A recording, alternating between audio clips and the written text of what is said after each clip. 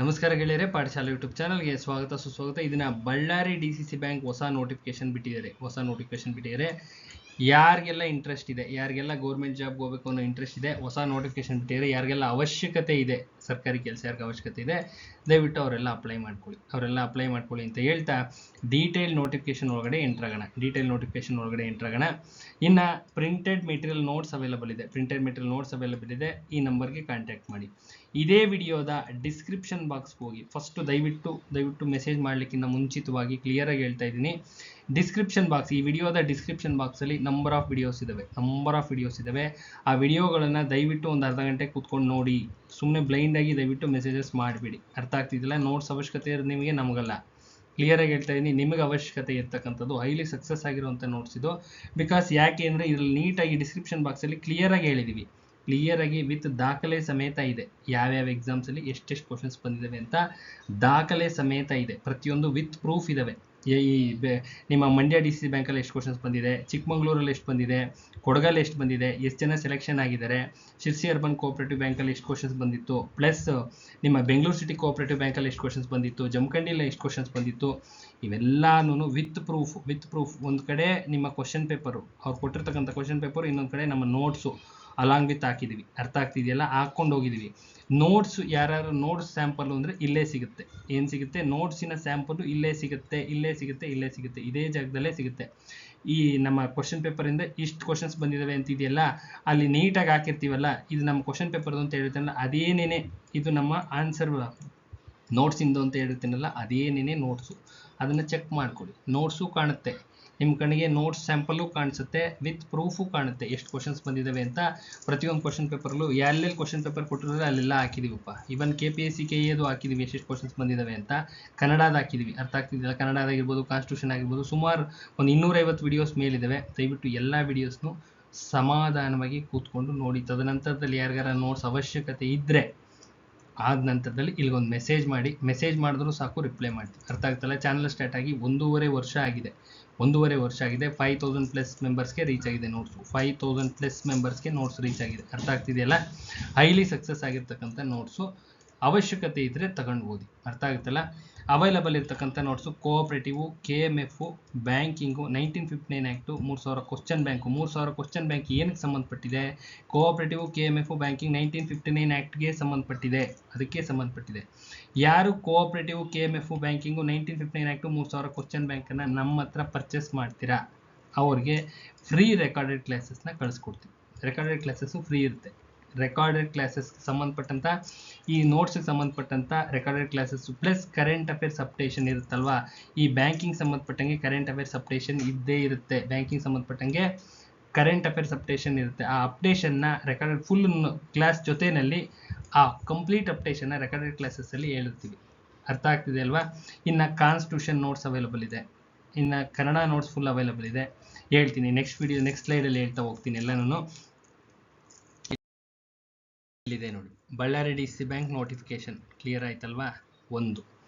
ಎಲ್ಲ DCC bank ಈ notes ತೆಗೆದುಕೊಂಡ್ರೆ ಎಲ್ಲ DCC ಬ್ಯಾಂಕು ಬರ್ಕೋಬೋದು. ಎಲ್ಲದೂ ಈಗ ನಾಳೆ ಮೈಸೂರ್ದು ಏನಾರು ಕಾಲ ಆಯಿತು ಅಂದರೆ ಬರಿಬೋದು, ಬೆಳಗಾಂ ಕಾಲ ಆಯಿತು ಅಂದರೆ ಬರಿಬೋದು, ಹಾಸನ ಕಾಲ ಆದರೆ ಬರಿಬೋದು. ಇದೇ ರೀತಿ ಎಂಟೈರ್ ಕರ್ನಾಟಕ ಯಾವುದೇ DCC ಬ್ಯಾಂಕ್ ಆ್ಯಂಡ್ KMF ಕಾಲ ಆದರೆ ಇದೇ ನೋಟ್ಸ್ ಆಗುತ್ತೆ. ಇದು ಹೈಲಿ ಸಕ್ಸಸ್ ಆಗಿರ್ತಕ್ಕಂಥ ನೋಟ್ಸು.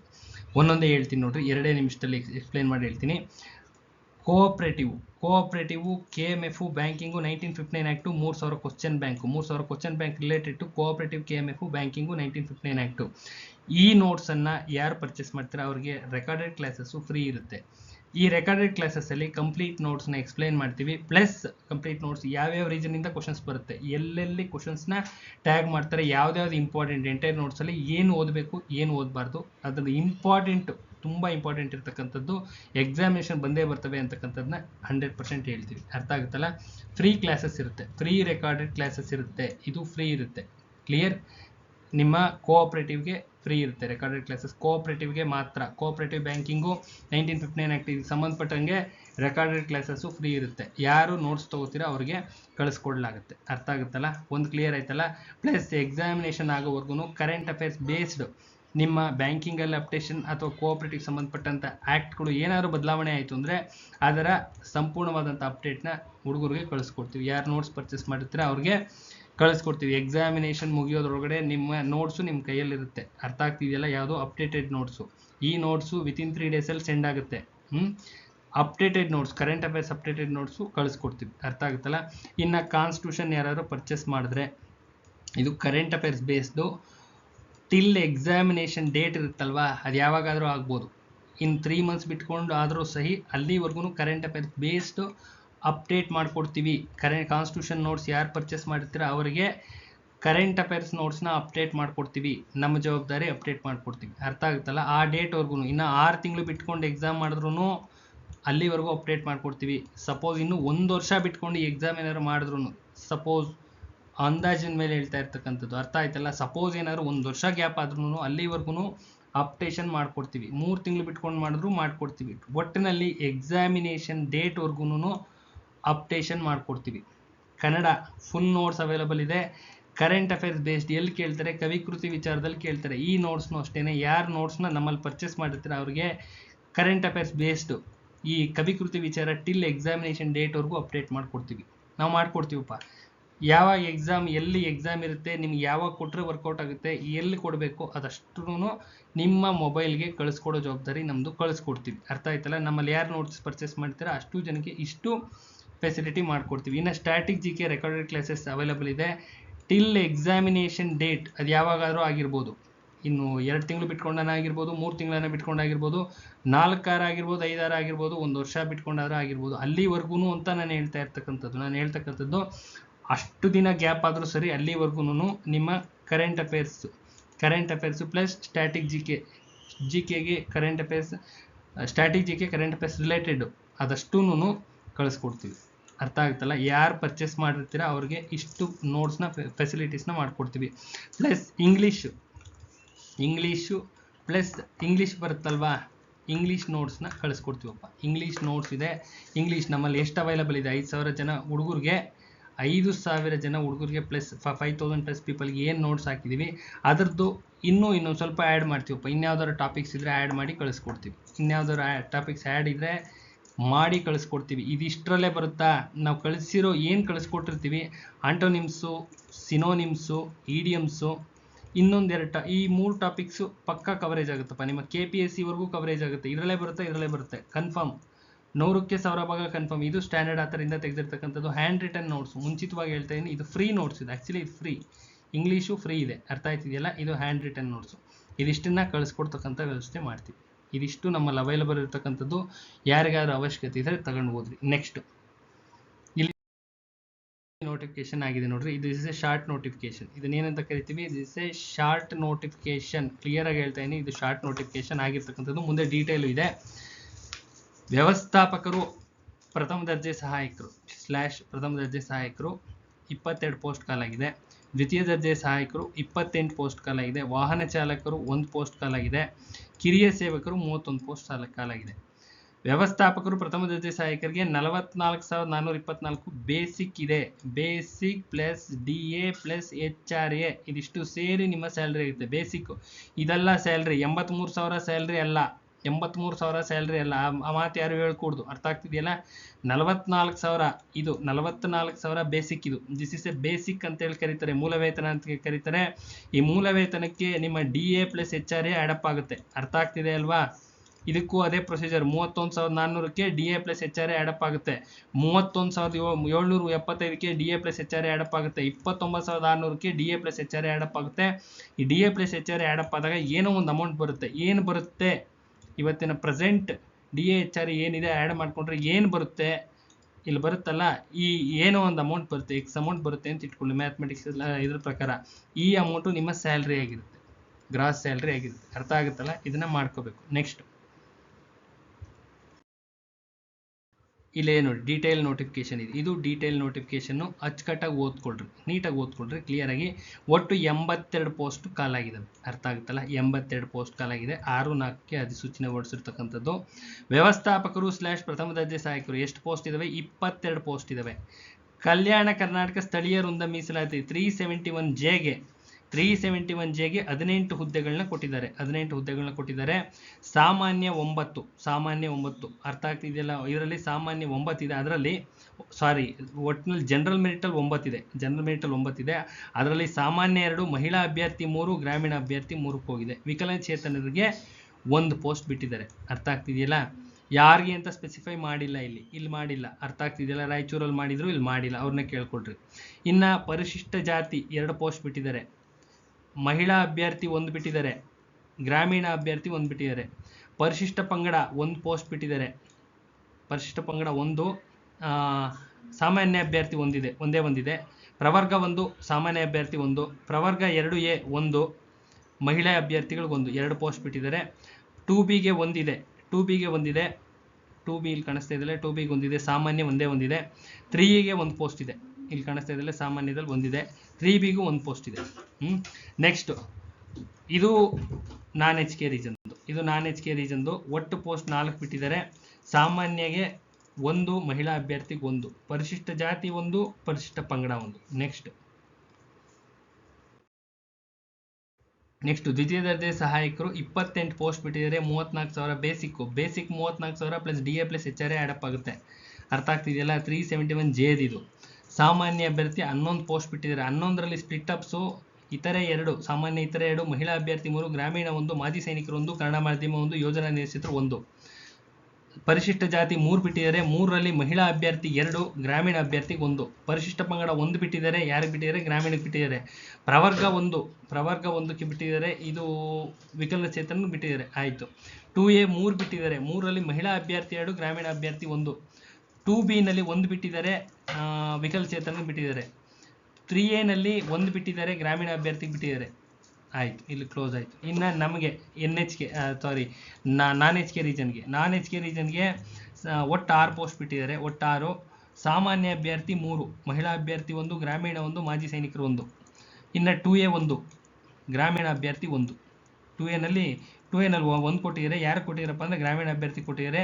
3Aನಲ್ಲಿ 1 ಕೊಟ್ಟಿದ್ದಾರೆ. 3Aನಲ್ಲಿ 1 ಯಾರಿಗೆ ಬಿಟ್ಟಿದ್ದಾರೆ? ಸಾಮಾನ್ಯ ಅಭ್ಯರ್ಥಿಗೆ ಬಿಟ್ಟಿದ್ದಾರೆ. 3Bನಲ್ಲೂ ಅಷ್ಟೇನೆ 1 ಬಿಟ್ಟಿದ್ದಾರೆ, ಸಾಮಾನ್ಯಕ್ಕೆ ಬಿಟ್ಟಿದ್ದಾರೆ. ಇನ್ನು ವಾಹನ ಚಾಲಕರು ಒಂದೇ ಒಂದಿದೆ. 371Jನಲ್ಲಿ ಸಾಮಾನ್ಯಕ್ಕೆ ಬಿಟ್ಟಿದ್ದಾರೆ. ನೆಕ್ಸ್ಟ್ ಕಿರಿಯ ಸೇವಕರು ಅಂತ ಇದೆ. ಕಿರಿಯ ಸೇವಕರು 31 ಪೋಸ್ಟ್ ಇದೆ. 371Jನಲ್ಲಿ 26 ಪೋಸ್ಟ್ ಇದೆ. ಸಾಮಾನ್ಯ 13 ವೇಕೆನ್ಸಿ ಬಿಟ್ಟಿದ್ದಾರೆ. ಒಟ್ಟು ಸಾಮಾನ್ಯದಲ್ಲಿ 13 ಬಿಟ್ಟಿದ್ದಾರೆ. ಸಾಮಾನ್ಯದಲ್ಲಿ ಮತ್ತೆ ಸ್ಪ್ಲಿಟ್ ಅಪ್. ಸಾಮಾನ್ಯದಲ್ಲಿ 3, ಮಹಿಳಾ ಅಭ್ಯರ್ಥಿ 4, ಗ್ರಾಮೀಣ 3, ಮಾಜಿ ಸೈನಿಕರು 2. ಪರಿಶಿಷ್ಟ ಜಾತಿ 4 ವೇಕೆನ್ಸಿ ಬಿಟ್ಟಿದ್ದಾರೆ. ಸ್ಪ್ಲಿಟ್ ಅಪ್ ಅಲ್ಲಿ ಸಾಮಾನ್ಯ 1, ಮಹಿಳಾ ಅಭ್ಯರ್ಥಿ 1, ಗ್ರಾಮೀಣ ಅಭ್ಯರ್ಥಿ 1, ಮಾಜಿ ಸೈನಿಕರು 1. ಪರಿಶಿಷ್ಟ ಪಂಗಡ 1 ಬಿಟ್ಟಿದ್ದಾರೆ. ಮಹಿಳಾ ಅಭ್ಯರ್ಥಿಗಳು 1 ಬಿಟ್ಟಿದ್ದಾರೆ. ಪ್ರವರ್ಗ 1ರಲ್ಲಿ 1, ಗ್ರಾಮೀಣಕ್ಕೆ 1 ಬಿಟ್ಟಿದ್ದಾರೆ.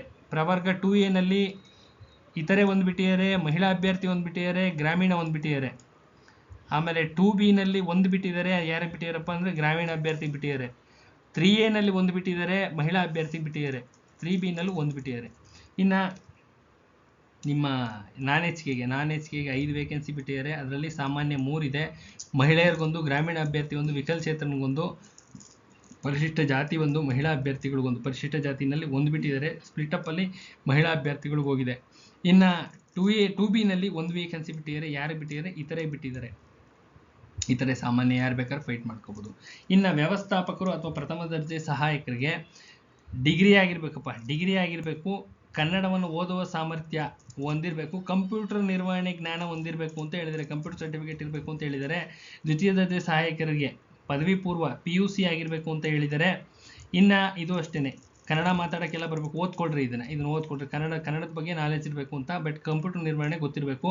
ವಾಹನ ಚಾಲಕರು SLC ಓದಿರಬೇಕು, ಕನ್ನಡ ಭಾಷೆಯನ್ನು ಓದಿರಬೇಕು ಅಂತ ಹೇಳಿದರೆ. ಡ್ರೈವಿಂಗ್ ಲೈಸೆನ್ಸ್ ಹೊಂದಿರಬೇಕು ಅಂತ ಹೇಳಿದರೆ. ಈ ನೋಟಿಫಿಕೇಶನ್ ಇನ್ನೂ 10 ಸತಿ ಓದ್ಕೊಳ್ಳಿ, ದಯವಿಟ್ಟು 1 ಸತಿ ಓದ್ಕೊಳ್ಳಿ. ಫಾಸ್ಟಾಗಿ ಹೇಳ್ತಾ ಇದ್ದೀನಿ. ಕಿರಿಯ ಸೇವಕರು SLCಯಲ್ಲಿ ಉತ್ತೀರ್ಣರಾಗಿರಬೇಕು, ಕನ್ನಡ ಭಾಷೆ ಒಂದು ಓದಿರಬೇಕು. ನೆಕ್ಸ್ಟ್ ಇಲ್ಲಿ ನೋಡ್ತಾ ಹೋಗೋಣ. ವಯೋಮಿತಿ ಪರಿಶಿಷ್ಟ ಜಾತಿ, ಪರಿಶಿಷ್ಟ ಪಂಗಡ, ಹಿಂದುಳಿದ ವರ್ಗಗಳಿಗೆ 40 ವರ್ಷ ಫಿಕ್ಸ್ ಮಾಡಿದ್ದಾರೆ. ಹಿಂದುಳಿದ ವರ್ಗಕ್ಕೆ ಸೇರಿರುವ ಅಭ್ಯರ್ಥಿಗಳಿಗೆ 38 ವರ್ಷ, ಅಂದರೆ 2A 2B 3A 3B ವರೆಗೆ 38 ವರ್ಷ ಫಿಕ್ಸ್ ಮಾಡಿದ್ದಾರೆ. ಇತರೆ ಅಭ್ಯರ್ಥಿಗಳಿಗೆ 35 ಫಿಕ್ಸ್ ಆಗಿದೆ. ಇದೆಲ್ಲ ಮಿಕ್ಕಿದ ಕಂಡೀಷನ್ಸ್ ಎಲ್ಲ ನೋಡ್ಕೊಳ್ರಿ. ಸಾಮಾನ್ಯ 2A 2B 3A 3Bಗೆ 1000 ರೂಪೀಸ್ ಶುಲ್ಕ ಫಿಕ್ಸ್ ಮಾಡಿದ್ದಾರೆ. ಪರಿಶಿಷ್ಟ ಜಾತಿ ಪರಿಶಿಷ್ಟ ಪಂಗಡ ಪ್ರವರ್ಗ 1ಗೆ 500 ರೂಪೀಸ್ ಶುಲ್ಕ ಫಿಕ್ಸ್ ಮಾಡಿದ್ದಾರೆ. ಚೆಕ್ ಮಾಡ್ಕೊಡ್ರಿ, ಇದನ್ನೊಂದ್ಸತಿ ಚೆಕ್ ಮಾಡ್ಕೊಡ್ರಿ. ಶುಲ್ಕ ಅರ್ಜಿ ಪಾವತಿಸಲು ಪ್ರಾರಂಭಿಕ ದಿನಾಂಕ 6/4/26, ಅರ್ಜಿ ಎಂಡ್ ಆಗೋದು 6/5/26.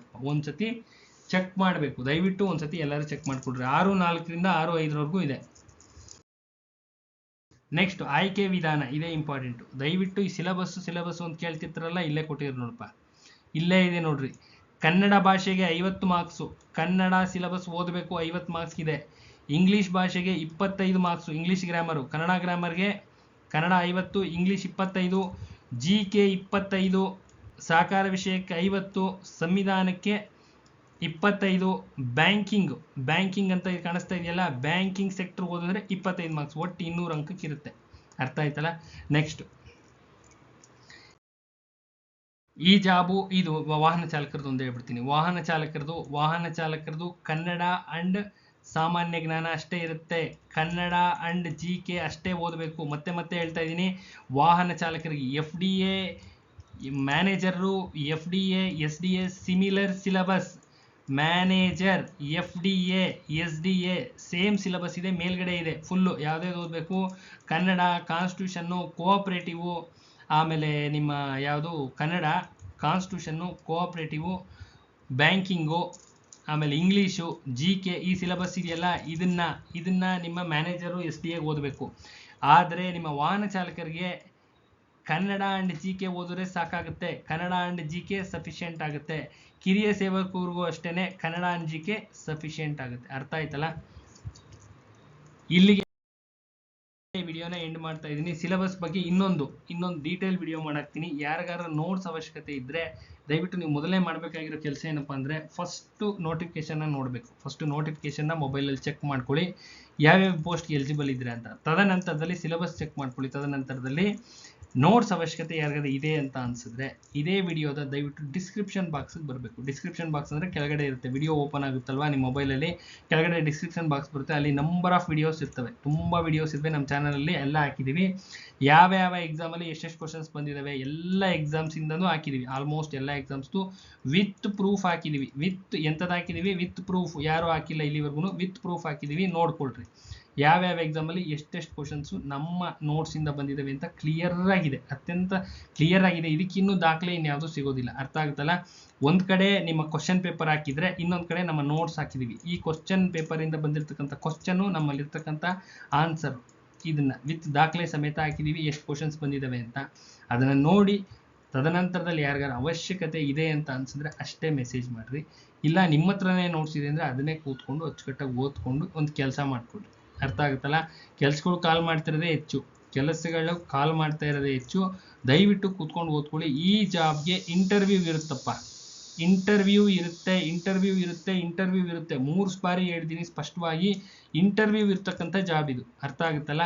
ಇಂಟರ್ವ್ಯೂ ನಮಗೆ ಬೇಡ ಅಂದರೆ KPSC KAಗೆ ವೆಯ್ಟ್ ಮಾಡಿರಿ. KPSC KA ಕಾಲ್ ಮಾಡಿದ್ರೆ ಇಂಟರ್ವ್ಯೂ ಇರೋದಿಲ್ಲ. ಇದು ಇಂಟರ್ವ್ಯೂ ಇರುತ್ತೆ. ನಮಗೆ ಇಂಟರ್ವ್ಯೂ ಇದ್ರೂ ಪರವಾಗಿಲ್ಲ, ನಾವು ಮಾಡ್ಕೊಂಡು ಹೋಗ್ತೀವಿ ಅನ್ನೋದಾದರೆ ದಯವಿಟ್ಟು ಎಲ್ಲರೂ ಅಪ್ಲೈ ಮಾಡಿರಿ. ಯಾರಿಗೆ ಇಂಟರ್ವ್ಯೂನು ಫೇಸ್ ಮಾಡ್ತೀವಿ ಅನ್ನೋದಾದರೆ ದಯವಿಟ್ಟು ಯಾರು ಮಿಸ್ ಮಾಡ್ಕೊಬೇಡ್ರಿ, ಅಪ್ಲೈ ಮಾಡಿ. ಅರ್ಥ ಆಗುತ್ತಲ್ಲ. ಇಂಟರ್ವ್ಯೂ ಇರ್ತಕ್ಕಂಥ ಕೆಲಸ ಇದು. ಇಂಟರ್ವ್ಯೂ ಇರುತ್ತೆ. ಎಕ್ಸಾಮ್ ಆದ ನಂತರದಲ್ಲಿ 1:5 ಹೇಳ್ತಾರೆ. ಅದು ಇನ್ನೊಂದು ವಿಡಿಯೋದಲ್ಲಿ ಹೇಳ್ತೀನಿ, ವಿಡಿಯೋ ಲೆಂತಿ ಆಗುತ್ತೆ. 1:5 ಕರೀತಾರೆ. ಒಂದು ಪೋಸ್ಟ್ಗೆ 5 ಜನನ ಕರೀತಾರೆ ಇಂಟರ್ವ್ಯೂಗೆ. ಈಗ ರಾಯಚೂರು ನಡೀತಾ ಇದೆಯಲ್ಲ, ಅದೇ ಪ್ರೊಸೀಜರು ಸೇಮ್. ಇಂಟರ್ವ್ಯೂನಲ್ಲಿ ಯಾರು ಪಾಸ್ ಆಗ್ತಾರೆ ಈ 2 ಮಾರ್ಕ್ಸ್ನ ಆ್ಯಡ್ ಮಾಡ್ತಾರೆ, ಒಂದು ಲಿಸ್ಟ್ ರೆಡಿ ಮಾಡ್ತಾರೆ, ಅವರು ಸೆಲೆಕ್ಷನ್ ಲಿಸ್ಟ್ ಕೊಡ್ತಾರೆ, ಕೆಲಸ ಕೊಡ್ತಾರೆ, ಕಳಿಸ್ಕೊಡ್ತಾರೆ. ಇದು ಪ್ರೊಸೀಜರ್. ಅರ್ಥ ಆಗುತ್ತಲ್ಲ. ದಯವಿಟ್ಟು ಕೂತ್ಕೊಂಡು ಓದ್ಕೊಳ್ಳಿ. ಯಾರಿಗಾರ ನೋಟ್ಸ್ ಅವಶ್ಯಕತೆ ಇದ್ದರೆ ನನ್ನ ನಂಬರ್ಗೆ ಕಾಂಟ್ಯಾಕ್ಟ್ ಮಾಡಪ್ಪ. ಎಲ್ಲ ನೋಡಿ ತದನಂತರದಲ್ಲಿ ಅವಶ್ಯಕತೆ ಇದ್ದರೆ ಅಷ್ಟೇ ಮಾಡಿರಿ. ಅರ್ಥ ಆಗುತ್ತಲ್ಲ. ನಿಮ್ಮ cooperative notes, cooperative, KMF, banking, 1959 act, 3000 question bank ಯಾರು ಪರ್ಚೇಸ್ ಮಾಡ್ತೀರಾ ಅವ್ರಿಗೆ ಕ್ಲಿಯರ್ ಕಟ್ಟಾಗಿ ರೆಕಾರ್ಡೆಡ್ ಕ್ಲಾಸಸ್ಸು ಫ್ರೀ ಇರುತ್ತೆ. ಅರ್ಥ ಆಗುತ್ತಲ್ಲ. ಕಂಪ್ಲೀಟ್ ರೆಕಾರ್ಡೆಡ್ ಕ್ಲಾಸಸ್ ಫ್ರೀ ಇರುತ್ತೆ. ಪ್ಲಸ್ ಆ ಟಿಲ್ ಡೇಟ್ವರೆಗೂ ಕರೆಂಟ್ ಅಫೇರ್ಸ್ ಏನೇನು ಅಪ್ಡೇಷನ್ ಆಗಿರುತ್ತೆ ಅಷ್ಟೂ ಕಳಿಸ್ಕೊಡ್ತೀವಿ. ರೆಕಾರ್ಡೆಡ್ ಕ್ಲಾಸ್ ಮುಖಾಂತರ ತಲುಪಿಸ್ತೀವಿ. ನಿಮಗೆ ಆ ಇನ್ಫಾರ್ಮೇಷನ್ನ ತಲುಪಿಸ್ತೀವಿ. ಅರ್ಥ ಆಗುತ್ತಲ್ಲ. ಕನ್ನಡದು ಅಷ್ಟೇ, ಕಾನ್ಸ್ಟಿಟ್ಯೂಷನ್ದು ಅಷ್ಟೇ, ಫುಲ್ ಕಂಪ್ಲೀಟ್ ಇದನ್ನ ಕಳಿಸ್ಕೊಡ್ತೀವಿ. ಅರ್ಥ ಆಗುತ್ತಲ್ಲ. ಕೂತ್ಕೊಂಡು ಓದ್ಕೊಳ್ಳಿ. ಯಾರಿಗಾರ ಅವಶ್ಯಕತೆ ಇದ್ದರೆ ತಗೊಳ್ರಪ್ಪ. ಒಳ್ಳೇದಾಗಲಿ.